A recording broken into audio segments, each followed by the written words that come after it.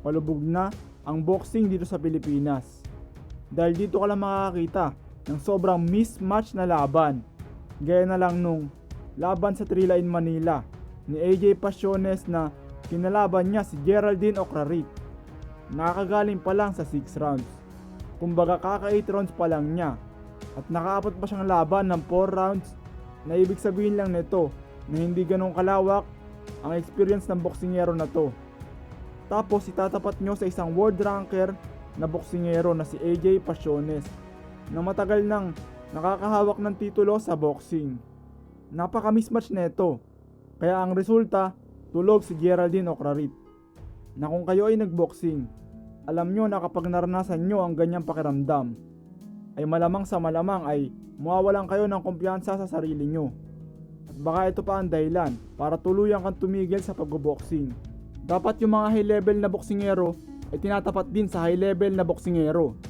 Gaya na lang ni Miel Fajardo, na sa tingin ko kung nangyari to ay baliktad ang senaryo. Mali din ang paghawak sa batang to. Oo, matapang tong batang to dahil pumalag siya sa hamon. Pero ang tapang na hindi nagamit ng utak ay nag-uuwi lang sa kabiguan. Kaya naman, kung ikaw ay isang manager o promoter o kung ano pa ang tawag sa'yo, mag-isip-isip ka. Dahil kung ganito lang ang gagawin mo, ay hindi ka para dyan sa kinatatayuan mo. Kala ko ba itong mga tukmol na promoter ay para daw sa Philippine boxing? Philippine boxing this, Philippine boxing that.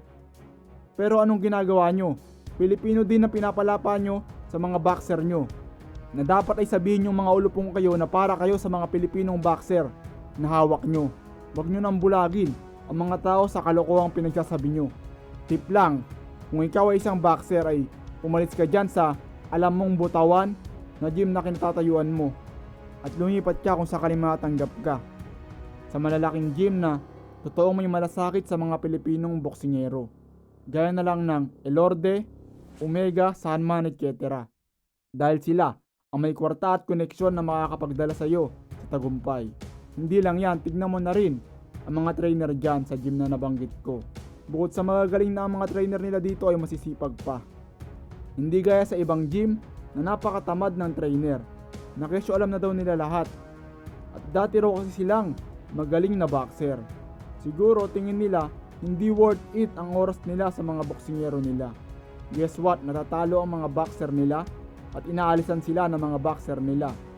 Na which is dapat lang dahil ang mga pulpul trainer ay nilalamon ng ego sa utak. Na kung ikaw ay isang boksingero ay dapat mo itong layuan. Tigil-tigilan mo yung utang na loob mindset mo. Pasensya na pero ito ang masakit na katotohanan sa boxing. Kapag kinukuha ka ng gym na alam mong may mararating ka, yagatin mo na para makalis ka sa pulpul gym na kinalalagyan mo.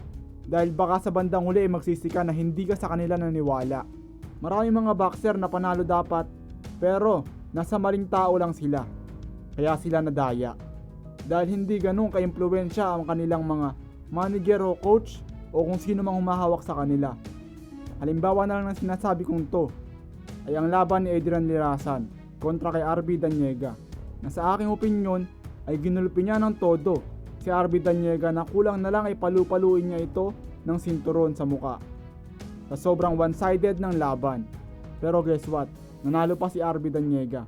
Kahit halata naman na para sa akin at sa aking opinyon ay talo talaga siya.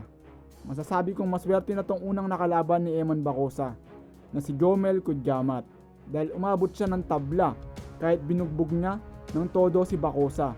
Dahil ang ibang laban ni Eman na sa aking opinyon ay talo talaga siya pero nagkakaroon ng himala at nananalo siya. Gaya na lang ng laban niya kay Makita. At marami pang ibang laban dito sa loob ng bansa na ganyan din ang resulta. Pero ganun talaga, hindi talaga patas ang boxing. Kaya kung ikaw ay upcoming boxer ay pilitin mo makapasok sa mga gym na may sariling promotion at may pakialam ng totoo sa mga boxer, hindi lang yung cash cow ang tingin sa kanilang mga boxer.